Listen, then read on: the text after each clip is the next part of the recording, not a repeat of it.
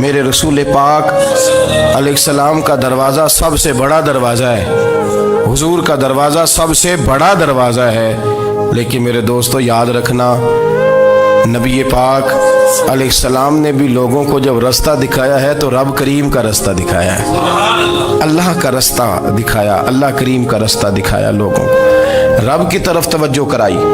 میرے رسول کریم سید عالم صلی اللہ تعالی علیہ وسلم نے لوگوں کی اللہ کی جانب توجہ کرائی اور لوگوں سے یہ کہا کہ وہ اپنے رب کریم کی جانب اپنا ذہن رکھیں، اپنی توجہ اپنے اللہ کی جانب مبذول کریں۔ میری بات کو اچھے طریقے سے سمجھیے گا، علم اللہ تبارک و تعالی عطا کرتا ہے تو اسے اللہ کی عطا ہی سمجھنا چاہیے۔ کچھ لوگوں کے پاس علم ہوتا ہے پر علم نافع نہیں ہوتا، وہ ٹامک ٹونجا مارتے رہتے ہیں ساری زندگی۔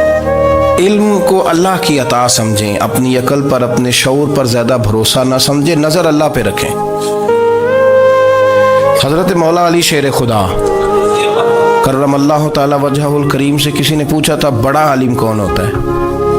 ہمارے ہاں تو اب وہ والے عالم پائے جاتے ہیں نا، اللہ ماشاءاللہ، جو ممبر پہ بیٹھتے ہیں تو دعوے ہی دعوے ہیں، ممبر پہ بیٹھتے ہیں تو دعوے ہی دعوے ہیں، اس طرح کے عالم ہمارے ہاں پائے جاتے ہیں۔ وہ ہر بات میں دعویٰ کرتے ہیں، میں یہ کر دوں گا، میں وہ کر دوں گا۔ یہ مزاج علماء کا نہیں۔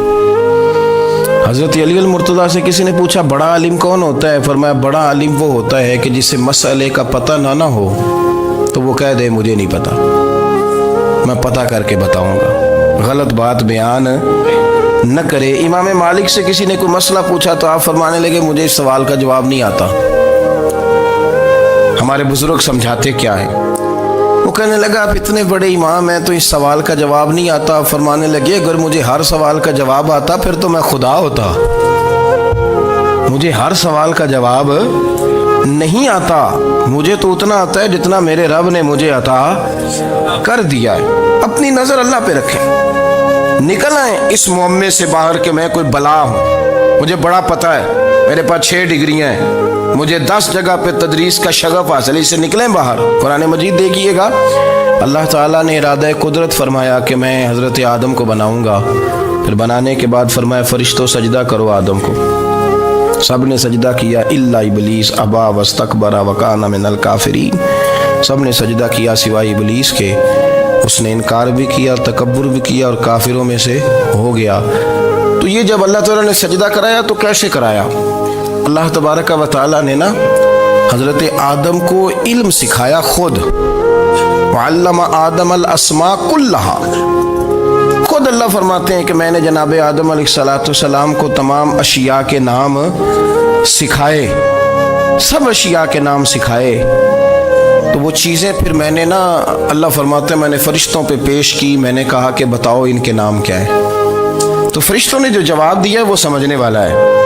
اللہ نے چونکہ خود علم سکھایا تھا حضرت آدم کو، جناب آدم سکھایا تھا، لیکن فرشتوں کو نہیں سکھایا تھا۔ تو اللہ کریم نے فرمایا فرشتوں اب یہ بتاؤ ان چیزوں کے نام کیا ہیں؟ تو فرشتے کیا کہتے ہیں؟ فرشتے عرض کرتے ہیں قالوا سبحانک لا علم لنا۔ آپ کبھی یقین کریں اس چیز کی لذت لیں تو مزہ آ جائے۔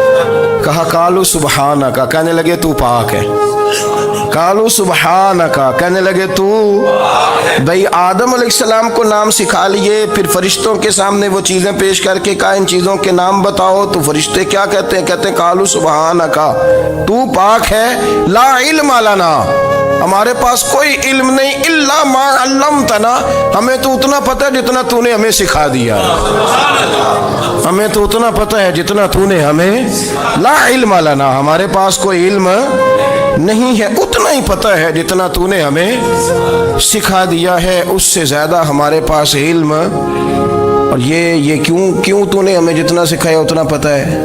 فرشتے یہ نہیں کہتے یا اللہ تو زیادہ سکھا، آدم کو دیا تو ہمیں بھی دے، یہ نہیں فرمایا، فرمایا انکا انت العلیم الحکیم، اے اللہ تو علم والا بھی ہے اور حکمت والا بھی ہے، تجھے پتہ ہے کس کو کتنا دینا ہے، جتنا تو نے مناسب سمجھا جناب آدم کو دیا، اور جتنا تو نے بہتر سمجھا وہ تو نے ہمیں عطا فرمایا۔ تو اگر آپ کے پاس علم ہے، کہیں نالج ہے، اس کو اللہ کی عطا سمجھے۔ ہمارے ہاں بہت سارے لوگ بن کے بیٹھ جاتے ہیں، میں اکثر کہتا ہوں کہ پھر وہ دعوے کرتے ہیں میرے علاقے والے جاہل ہیں، میرے شہر والے جاہل ہیں، میرے خاندان والے پڑھے نہیں، یہ آپ کا دعویٰ ہے، یہ آپ کو خراب کر دے گا۔ ہم نے بہت سارے ایسے لوگ دیکھے جو بہت بڑے عالم تھے، لیکن اللہ جب لینے پہ آیا تو عقل ہی لے گیا، شعور ہی چلا گیا، حافظے ختم ہو گئے۔ آپ دیکھتے ہیں بڑھاپے میں کچھ لوگ ایسے ہوتے ہیں کہ جن کو یہ بھی یاد نہیں رہتا کہ میرا نام کیا ہے، میں کہاں ہوں، مجھے کدھر جانا ہے۔ تو اس وقت سے اللہ کی پناہ مانگیں اور اپنی نظر اپنے رب کریم کی جانب رکھیں، اللہ کی جانب اپنی نظر کو مبذول رکھیں۔ دوسری بات، علم کے بعد ایک چیز آتی ہے جس کا نام ہے ہدایت، جس کا نام ہے تقویٰ، جس کا نام ہے پرہیزگاری، جس کا نام ہے عمل، عبادت، ریاضت۔ یہ بھی اسی وقت ہی نصیب ہوتی ہے جب میرا رب کریم نصیب فرما دیتا ہے۔ ہم نے نا نیکی کا اپنا اپنا سٹیٹس بنا لیا ہے، اپنا اپنا معیار بنا لیا ہے۔ کچھ لوگ کہتے ہیں کہ جناب مسجد میں سیمنٹ کا توڑا دینے سے بہتر ہے کسی غریب کو آٹے کا تھیلا دے دو۔ اب اس نے اپنا مزاج بنا لیا نا نیکی کا، اس نے اپنا سٹیٹس بنا لیا۔ میرا یہ سوال ہے کہ نبی پاک صلی اللہ تعالیٰ علیہ وسلم جب مدینہ شریف آئے تھے تو حضور نے سب سے پہلے غریبوں میں آٹا تقسیم کیا تھا کہ سب سے پہلے مسجد بنائی تھی؟ کیا عجیب لوگوں کا رنگ ہے، اپنی مرضی کی ہدایت، اپنی مرضی کا تقویٰ، اپنی مرضی کا معیار۔ مسجد کوئی بڑا چھوٹا خطیب بھی میری طرح کا ہو نا تو وہ مسجد میں بیٹھ کے جب نبی پاک کی بات کرتا ہے تو کہتا ہے میرے رسول پاک غریبوں کا سہارا بن کے آئے۔ وہ غریبوں کی بات کرتا ہے، مسکینوں کی، لاچاروں کی، کمزوروں کی بات۔ تو مسجد ہی تو وہ ادارہ ہے جہاں سے غریبوں کی بات ہو رہی۔ تو اب لوگوں نے غریب کو اور مسجد کو لڑانا شروع کر دیا، اس کو لڑاؤ کہ مسجد میں پیسے دینے سے بہتر ہے آپ غریب کو آٹے کا تھیلا دے دیں۔ آپ یہ کیوں نہیں کہتے کہ مسجد میں بھی آپ توڑا دیں ایک سیمنٹ کا اور ساتھ غریب کو بھی خدمت کریں؟ یہ کیوں نہیں تقویٰ؟ اپنی اپنی مرضی کا مزاج، اپنی اپنی۔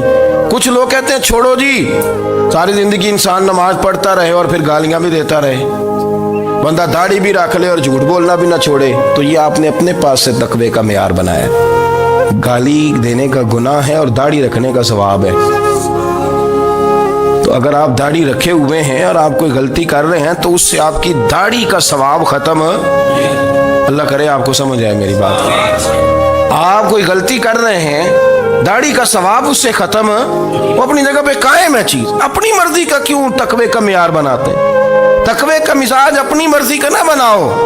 اللہ کی بارگاہ سے دعا مانگو کہ یا اللہ ہمیں ہدایت کا نور عطا فرما، اللہ تو ہمیں رستہ دکھا، تو بتا کہ ہدایت کیا ہے۔ تو رب فرماتا ہے اللہ ولی الذین آمنوا، اللہ مومنوں کا مددگار ہے، یخرجہم من الظلمات الی النور، وہ انہیں اندھیروں سے نکالتا ہے اور نور کی طرف روشنی عطا فرماتا ہے۔ اندھیروں سے نور کی طرف اللہ لاتا ہے۔ اللہ ولی، اللہ مومنوں کا ولی ہے، وہ انہیں اندھیروں سے نور کی طرف نکالتا ہے۔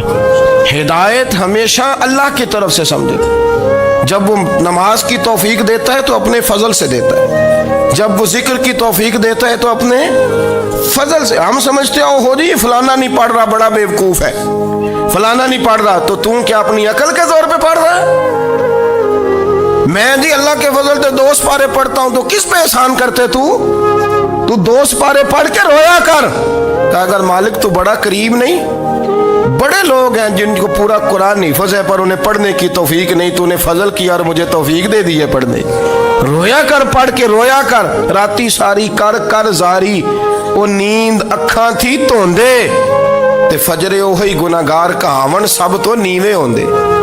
مہربانی کریں، ڈریں، نیکی کریں تو پھر ڈریں، پھر احساس پیدا کریں، پھر اپنے اندر وہ کمزوری لائیں کہ توبہ توبہ مجھے تو پتہ ہی نہیں، تو جانتا ہی نہیں۔ حضرت سیدنا امام اعظم ابو حنیفہ رحمۃ اللہ تعالی علیہ کے ساتھ ایک شخص کہتا میں نے نماز پڑھی، تو عشاء کی نماز تھی۔ یہ جو لوگ بڑے ہوتے ہیں نا، جن کے پیار کرنے والے بڑے ہوتے ہیں، ان کے گرد خوف بھی بڑا ہی ہوتا ہے، انہیں بڑا ڈر لگتا ہے، بڑی بعض اوقات آزمائش ہوتی ہے ان کی۔ عشاء کی نماز کہتے پڑھی تو امام صاحب نے نا عشاء کی نماز میں تلاوت کی آیتیں فَمَن يَعْمَلْ مِثْقَالَ ذَرَّةٍ خَيْرًا يَرَهُ وَمَن يَعْمَلْ مِثْقَالَ ذَرَّةٍ شَرًّا يَرَهُ، فرمایا جو ذرہ برابر خیر کرے گا وہ بھی قیامت میں دیکھے گا، اور جو ذرہ برابر شر کرے گا وہ بھی قیامت میں اس شر کو دیکھے گا اس کے سامنے آئے گا. تو وہ شخص کہتا ہے کہ سارے لوگ نماز پڑھ کے چلے گئے تو امام صاحب رحمۃ اللہ علیہ نے اپنی داڑھی پکڑی ہوئی رو رہے ہیں. کہتے ہیں اور ذرہ برابر نیکی کا بدلہ دینے والے، وہ ذرہ برابر شر پہ سزا دینے والے میری سفید داڑھی کو دیکھ. مالک میرے ذرے ذرے سامنے نہ لانا، لوگ تو میری بڑی قدر کرتے ہیں دنیا، میں تو بڑا پہچانا جاتا ہوں، لوگ تو میری راہوں میں پھول لیے کھڑے ہوتے ہیں، مجھے بڑا نوازتے ہیں. قیامت میں رسوا نہ کر دینا، میرے لیے مشکل ہو جائے گی. وہ کہتے ہیں میں نے امام صاحب کا درد دیکھا، مجھے کوئی کام تھا تو میں چلا گیا. میں نے کہا کہ وہ اس وقت اللہ کے حضور حاضر ہیں تو میں دوبارہ آؤں گا. کہتے ہیں میں تہجد کا وقت آیا تو امام صاحب وہیں بیٹھے تھے اور ان کی داڑھی آنسوؤں سے بھری ہوئی تھی اور زور سے داڑھی پکڑی ہوئی. کہنے لگے مالک رسوا نہ کر دیں، قیامت میں رسوا نہ کر دیں. یار جو ہدایت یافتہ لوگ تھے وہ تو ڈرے ہوئے تھے، وہ تو سہمے ہوئے تھے، وہ تو کہتے تھے یہ اس کا فضل نہیں، اس نے بلا لیا، یہ اس کا کرم نہیں. حضرت باعزید بستامی کسی کافر کو دیکھتے تو رو پڑتے، کہتے مالک تو کتنا قریب ہے، یہ بے ایمان رہ گیا، تو نے اپنے فضل سے مجھے اپنے نبی کا غلام بنا لیا. وہ رو پڑتے. یہاں تو لوگوں کا دعویٰ ہی بڑا ہے. نمازی اللہ خیر فرمائے وہ تو دوسروں کو گھورتا ہے، وہ کہتا ہے جنت کا میں مالک ہوں، کنجیاں میرے پاس ہیں، میں کسی اور کو گھسنے نہیں دوں گا. اور اگر 2-3 حج کر لے تو پھر تو وہ کہتا ہے کہ اب میرے سے پوچھ کے لوگ جنت میں جائیں گے معاذ اللہ. اور اگر وہ 2 4 5 7 دفعہ کوئی نفل پڑھ لے تو پھر وہ کہتا ہے چھوڑیں جی سارے لوگ بے عمل ہیں، میں اکیلا نیک ہوں. نہ ایسا کریں، اپنی توجہ اپنے رب پہ رکھیں، اپنی توجہ اپنے معین الملت والدین، عطا رسول، ہند الولی، غریب نواز، خواجہ معین الدین چشتی، حضرت خواجہ اجمیر، شاہ اجمیر، شاہ اجمیر، والی ہندوستان. آخری عمر میں نا سارا دن روتے گزر جاتا، ساری رات روتے گزر جاتے، ذرا سی کوئی بات کرتا تو رو پڑتے ہیں، آنکھیں آنسوں سے بھری رہتی. کئی دفعہ آپ نے بھی پریشان ہو جاتے ہیں نا کہ یار تو ایک بات کی جان ہی نہیں چھوڑ رہا. تو خواجہ قطب الدین صاحب بختیار کاکی سے لوگوں نے کہا کہ آپ مرشد سے بات کریں، اتنا بھی تو نہیں نہ رونا چاہیے، ہر وقت اس کے آنسو کی کریے. عاشق دا کام ہی رونا تونا تے بنا رویوں نہیں منظوری. یہ عاشق سدا ہی روندا رہندا ہے، پاویں وصل ہوئے تے پاویں دوری. ہر وقت رونے کا کیا مطلب ہے؟ تو خواجہ قطب صاحب کہتے ہیں میں قریب گیا تو میں نے پیر دبائے، میں نے کہا سونیا لوگ تو کچھ بھی نہیں کرتے، تو نے تو کمال کر دیا، 90 لاکھ آدمی مسلمان کر دیا، دنیا کچھ نہیں کرتی، تو نے 50 سال ساری رات مسلح پہ بیٹھ کے رب راضی کیا. تو شہزادہ تھا، حضور کی اولاد تھا، لیکن معین الدین تیرا ایک پلاٹ بھی نہیں، تو نے طالب علم پالے، انہیں غریبوں کو دیا، انہیں نوازا، کوئی شے نہیں تیرے پاس، ہر چیز تو نے. ساری رات روتے ہو، سارا دن روتے ہو. تو خواجہ قطب الدین صاحب کہتے ہیں میں نے جب عرض کیا تو خواجہ صاحب مجھے گلے لگا لیا، چیخ مار کے روئے، کہنے لگے قطب الدین پتر داڑھی سفید ہو گئی، جانے کا وقت آ گیا، جو تو نے نیکیاں گنوائی ہیں وہ ہیں صحیح میرے پاس، پر یار کی بارگاہ میں پیش کرنے کے قابل ایک بھی نہیں، ایک بھی نہیں. تو بارگاہ تو دیکھ کتنی بڑی ہے، رسول کریم کی بارگاہ میں پیش کرنے کے قابل ان میں سے ایک بھی نہیں. تو آستانہ دیکھ کتنا بڑا ہے، کیا پیش کروں گا، کیا عرض کروں گا حضور کی بارگاہ میں، کس طرح. وہ یار جو بڑے تھے وہ تو ڈرے ہوئے تھے، سہمے ہوئے تھے، وہ تو بڑی آزمائش میں تھے، لیکن میرا اور آپ کا رٹا 2 نمازیں پڑھ کے 6 نمازوں کا دعویٰ کرنا اور لمبی چوڑی کہانیاں بنانا اور اپنے منہ سے اپنی تعریفیں کرنا، اس سے تھوڑا باہر آئیں. رزق بھی میرا اللہ ہی دیتا ہے، علم بھی اللہ دیتا ہے، رزق بھی. بڑے بڑے فقیروں کو مالدار ہوتے دیکھا، بڑے بڑے مالداروں کو فقیر ہوتے دیکھا، بڑے بڑے. میرے ایک بڑا سخی قسم کا سجن ہے، بڑا پیارا ہے، میں اسے سخی مانتا ہوں. میں نے اپنی پریشانیوں کے دنوں میں بھی اس شخص کو سخی دیکھا. ایک دن رات کو مجھے ٹیلی فون کر کے کہنے لگا کدھر ہو؟ میں نے کہا میں گھر ہوں. نہیں اکثر سفر میں ہوتے ہو نا؟ میں نے کہا طبیعت کیسی ہے؟ ٹھیک ہے، بس حال چال پوچھنا تھا. میں نے سمجھائی، میں نے کہا یار یہ کوئی مسئلہ ہے، ورنہ رات کے 2 بجے کوئی حال پوچھنے کو فون تو نہیں نہ کرتا. कोई मतलब ऐसा तो मसला नहीं ना। तो मैंने बैक कॉल की, मैंने कहा यार मेरी बात सुन, मसला क्या? कि नहीं कुछ नहीं दिल कर रहा था। मैं कहा मेरी गल सुन, रहे असी 4-5 साल कट्ठे, मैं तेन जानना, असल बात कर। कहने लगा मकान भी बड़ा है, सारा कुछ ठीक है, पर वो बड़ा ही बेनियाज है। कुछ हालात इस किस्म के आ गए हैं कि लोगों को बताऊं भी तो लोग मानने को तैयार नहीं। ज़्यादा नहीं, मुझे ना थोड़े से पैसों की ज़रूरत है, को 15-20 हज़ार अगर मिल जाएं, मेरी ज़रूरत। आप यकीन करें मैं रोता रहा सारी रात। मैंने कहा ओ मेहरबाना तेरा किस तरह करांगे, इससे लेके ज़माना इस्तेमाल करता था, पर बेपरवाही वेख ना सज्जड़ दी, जिथे किसे दी पेश ना जावे, उन्हें ताजा वाले दर दर रोले ते मंगते तख्त बिठावे। सजना किसे नू कारा मिल दई, कोई काबे खाली आवे। वल्लाहु खैरुर राज़िकीन, कहते तू दाएं बाएं ना जा, रिस्क तो तुझे मैं दूंगा, मैं हूँ बेहतर रिस्क देने वाला। बड़े बड़े बादशाह, बड़े बड़े शहनशाह, बड़े बड़े लोग, हाथों में कासे, फकीरियाँ। उम्मे रबिया क्या करती थी, बड़ी नेक और साले खातून थी। वो कहती हैं कि मैं ना बड़े अमीर आदमी की बीवी थी, अपने शौहर के साथ छत पे बैठी थी तो नीचे फकीर मांगने वाला आया, उसने बड़े दर्द से सदा की, तो मैंने अपने शौहर से कहा कुछ देने का, दफा कर, इन लोगों ने धंधा बनाया हुआ है। कहती मैं मेके से भी बड़ा माल लेके आई थी, मेरे माँ बाप बड़े अमीर थे, तो मैंने ना चोरी अपने खामद से नज़र बचा के बाथरूम जाने के बहाने गई और नीचे जाके 5 दिनार मैंने उस फ़कीर की हथेली पे रखे। कहते उसने 5 दिनार देखे, फिर मेरी तरफ देखा तो मैंने उसकी आंखों में आंसू चमकते देखे। कहने लगे बीबी रब तेरा भला करे, मैं 3 दिनों का भूखा हूँ। कि वो चला गया, मैं घर आ गई। जब बाहर आई तो मेरा शौहर कहने लगा तू इतनी अब इतनी तू तेज हो गई है और तू इतनी खुद मुख्तार हो गई है, मेरे बगैर पूछे माल खर्च करेगी, जा तुझे 3 तलाकें।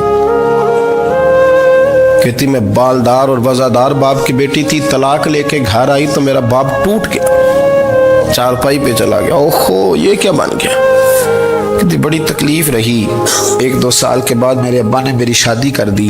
अब जिस शौहर के पास गई वो बड़ा नेक था, परहेजगार था, अल्लाह ने बेहतरीन सिला दिया। कहती छत पे बैठी थी, दरवाजे पे फ़कीर आया, तो मैंने शौहर से कहा कुछ दे दूं। कहने लगा 5 ना देना, 15 देना, 20 देना, मैं फ़कीर हूँ, मैंने फ़क्र से दौलत देखी है, इसे खाली ना लौटाना। कहती है कि मैं नीचे गई और जब मैंने उसकी तरफ दिनार बढ़ाए तो मेरी चीख निकली, पैसे फेंक के मैं बेहोश होके गिरी। मेरा शौहर ने आके उठाया, अंदर ले गया, पानी मुंह पे छिड़का। कहने लगा तुझे क्या हुआ? कहने लगी ये जो मांगने आया ये मेरा पहला शौहर था, वही था जो कहता था कि तू 5 दिनार दे आइए, जा तुझे 3 तलाकें। पढ़ो ना हदीस पाक, मेरे नबी पाक अलैहिस्सलाम ने फरमाया एक बंदा गंजा था। गंजा कोई तरतीब आगे पीछे हो जाए तो मफहूम के लिहाज से, लेकिन मैं मफहूम उसका वाज़े करता हूँ। एक गंजा था, कोई शय नहीं थी, सर पे बाल भी नहीं थे, रोया करता था। अल्लाह ताला ने फरिश्ते को भेजा, तुझे क्या चाहिए? तो कहने लगा बाल आ जाए और थोड़ा माल आ जाए। फरिश्ते ने हाथ फेरा तो बाल भी आ गए, तो बकरियां भी आ गईं, लाइनें लग गईं, माल ही माल हो गया। दूसरे के पास गया, वो कोड़ा था, उसको जाके कहा क्या चाहिए? कहने लगा शिफा हो जाए और कुछ अल्लाह ताला आसानी कर दे। शिफा भी हो गई, गायें भी दे दी, भैंसें भी दे दी, माल ही माल हो गई। फिर एक के पास गया, वो अंधा था, तुझे क्या चाहिए? उसने कहा आंखें मिलने और कुछ साथ अल्लाह माल दे दे। ऊँट ही ऊँट हो गए। जब बड़ा नवाज दिया तो फिर मालिक ने इम्तिहान लेने का इरादा किया। यारी तेरी सोना है पर आजमाइशां भी तेरियां अग, आजमाइशां तेरियां, सही कह रहा हूँ, आजमाइशां तेरियां, यारी तेरी सोना है पर आजमाइशां तेरियां, ये सोना परखिया जामदा ही पहलो ना लगा दे लग। अल्लाह ने फरमाया आजमाइश करो। सबसे पहले गंजे के पास आए, उसे कहा अल्लाह के रास्ते में कुछ देखा नहीं लगा, मेरे खर्चे ही बड़े, देखो तो सही कितनी मुश्किल में वक्त गुजारता हूँ, हाल ही कोई नहीं। तो उसने कहा मैंने तो सुना है तू गंजा और भूखा नंगा था। कहने लगा मैं तो जल्दी पुश्ती रही से आजम हूँ, तुझे किस पागल ने कहा है भाग जा? उसने कहा अच्छा जैसे तू था वैसे ही हो जाए। खेत खलियान उजड़ गए, फिर से गंजा हो गया। हुजूर अलैहिस्सलाम फरमाने लगे, फिर वो उसके पास गया जो कोड़ा था, اسے کہا کچھ دے، کہنے لگا خرچے ہی بڑے، اب پوچھ لیں کسی امیر آدمی سے، کہے گا چکی کے نیچے ہاتھ ہے میرا، میرے سے زیادہ تو پریشان بندہ ہی کوئی نہیں، کیا بتاؤں آپ کو، اتنا ٹیکس ہے، اتنا جرمانہ ہے، فلانی شے، بڑا کچھ گنواتے ہیں لوگ۔ اس نے کہا میں نے تو سنا تو پہلے کوڑا تھا۔ اس نے کہا جا دوڑ جا، میں تو رئیس اعظم ہوں، دادا بھی پردادا بھی اور ساری نسل ہی۔ اس نے کہا اچھا جیسے تو تھا ویسے ہی ہو جائے۔ پھر وہ گیا اندھے کے پاس اور جا کے کہا اللہ کے نام پہ کچھ دے، تو کہنے لگا رب کے نام پہ؟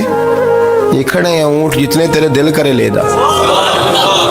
اس نے کہا کیا معنی اس بات کا؟ کہنے لگا یار تجھے کیا بتاؤں، میں تو اندھا تھا، میں نے تو کبھی دنیا دیکھی نہیں تھی، پھر اس کریم نے فضل کیا تو مجھے بڑا کچھ دکھایا، میں کیا بتاؤں، میرا دل کر رہا ہے کہہ دوں کہ پھر اس نے کعبہ دکھایا، پھر اس نے روضہ رسول دکھایا، پھر اس نے ریاض الجنہ کے سجدے دکھائے، پھر اس نے اپنے محبوب کے دروازے کی رونقیں دکھائیں، اس نے بڑا کچھ دیا، اس نے بڑا نوازا۔ میرے پاس تو شاید میں بدکار پرانا خادم، کسے در ملی نہ ٹوئی، ایت واصف یار نے نظر جو کی تھی، پھر واصف ہی ہوئی، یہ تو اس کا کرم ہوا۔ تو یہ وہ کہنے لگا تو اللہ کے نام پہ جان مانگ، میں وہ بھی دینے کو تیار، میرے پاس تو شے ہی کوئی نہیں تھی، مجھے تو اپنا پتہ ہے، میں تو کوئی شے نہیں تھا، کچھ نہیں تھا میرے پاس، یہ تو ان کا کرم ہے کہ رخ ان کا ادھر ہے، اور مختصر سی میری کہانی ہے، یہ جو بھی ہے ان کی مہربانی ہے۔ تو وہ کہنے لگا میں بھی کچھ لینے نہیں آیا تھا، تیری آزمائش ہی کرنے آیا تھا، تیری عزتیں بھی سلامت رہیں گی، تیرا مال بھی سلامت رہے گا، تیری شفا بھی۔ اپنی زندگی میں کبھی بھی اللہ کی بارگاہ سے توجہ ادھر ادھر نہ کریں، چھوڑیں لوگ کیا کر رہے ہیں، دنیا کیا کہہ رہی، کبھی بھی اپنی توجہ دائیں۔ ہمارا یہ مسئلہ بن گیا کہ ہماری سیاست ہے، ہماری دنیا داری ہے، ہم بندوں کو راضی کرنا چاہتے ہیں، ہم دیکھتے ہیں کون کس طرح، اور آپ یقین کریں آپ تھک جائیں گے، بندے راضی نہیں ہوں گے، وہ نہیں راضی ہوتے، آپ ان کو منا کے لائیں گے تو ادھر والے نکل جائیں گے، ادھر کو منائیں گے تو ادھر والے نکل جائیں گے۔ اس چکر سے باہر آئیں، اس رب کو راضی کریں جو فرماتا ہے ان الذین آمنوا وعملوا الصالحات سیجعل لهم الرحمن ودا۔ فرمایا تو ایمان لانے کے بعد نیک عمل کر، میں لوگوں کے دلوں میں تیری محبت پیدا کر دوں گا۔ رحمان لوگوں کے دلوں میں محبت ڈال دے گا، اللہ لوگوں کے دلوں میں۔ اپنی نظر ہمیشہ اپنے رب پہ رکھیں، اتنی لمبی چوڑی دنیا داروں سے امیدیں نہ وابستہ کریں۔ میں نے دیکھا ہے لوگ کاسا لیسی کرتے ہیں، کبھی اس کے دروازے پہ کبھی اس کے دروازے پہ، ان چکروں سے باہر آئیں اور اپنے رب کی بارگاہ کی طرف توجہ کریں، استغفار شوق سے پڑھا کریں، اور اکیلے میں نہ، اکیلے میں حضرت رئیس المتکلمین مولانا نقی علی خان صاحب رحمۃ اللہ نے لکھا ہے کہ فرعون 500 سال حکومت کر گیا، یہاں تو 5 سال کی حکومت کی پیر لڑکھڑاتے ہیں، 500 سال فرماتے۔ اصل وجہ یہ تھی کہ دنیا جب سو جاتی تھی نا تو اوپر چادر لے کے تو مصلے پہ بیٹھ جاتا تھا اور ہاتھ باندھ کے کہتا تھا رب تو ہی ہے، میرا پردہ نہ کھولنا، مالک تو ہی ہے، کرم نوازی کرنا، میری پکڑ نہ کرنا۔ وہ بے ایمان ہو کے اگر 500 سال ہاتھ باندھے تو گزارا کر لیتا ہے، تو ایماندار ہے، پر مسئلہ یہ ہے کہ تو رات کو بکل مار کے ہاتھ نہیں نہ باندھتا، تو منت نہیں کرتا، تو استغفار نہیں کرتا۔ توبہ کریں تو بچے رہیں۔ وہ اتنی لمبی حکومت کر گیا چونکہ رات کو کہتا تھا مالک رب تو ہی ہے، لیکن مہربانی فرما، میری پکڑ نہ فرمایا، تو اللہ نے تو اس کو مہلت دے دی۔